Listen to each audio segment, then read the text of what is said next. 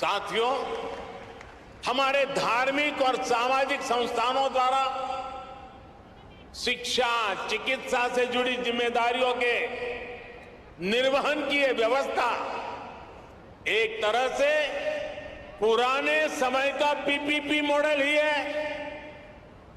इसे public private partnership तो कहते ही हैं, लेकिन मैं इसे परस्पर प्रयास के तौर पर भी देखता हूं। राज्य अपने स्तर से व्यवस्था खड़ी करते थे, बड़े बड़े विश्वविद्यालयों के निर्माण की में भूमिका निभाते थे, लेकिन साथ ही धार्मिक संस्थान भी इसका एक महत्वपूर्ण केंद्र होते थे।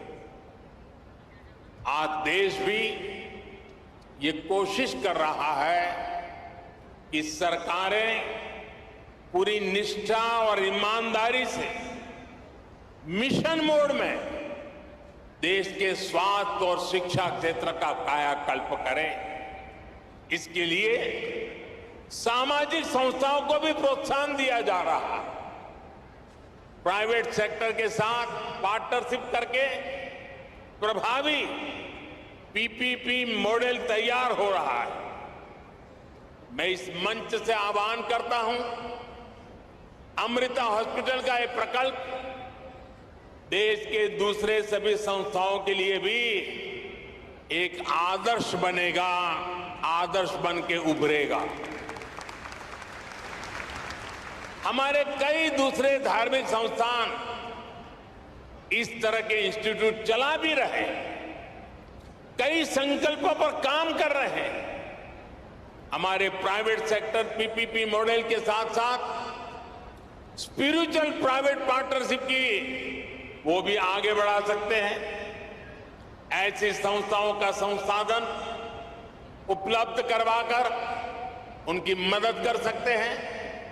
साथियों, समाज के हर वर्ग, हर संस्था, हर सेक्टर के प्रयास का नतीजा होता है। ये हमने कोरोना के इस काल में भी देखा है। इसमें भी जो स्पिरिचुअल प्राइवेट पार्टनरशिप रही है, आज उसका मैं विशेष रूप से जिक्र करूंगा। आप सभी को ध्यान होगा कि जब भारत ने अपनी वैक्सीन बनाई थी तो कुछ लोगों ने किस तरह का दुष्प्रचार करने की कोशिश की थी।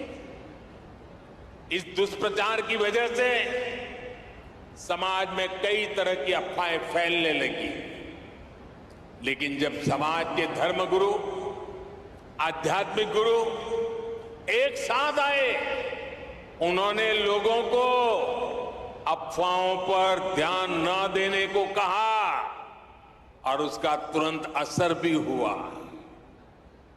भारत को उस तरह की वैक्सीन हेसिटेंसी का सामना नहीं करना पड़ा जैसा अन्य देशों को देखने को मिला।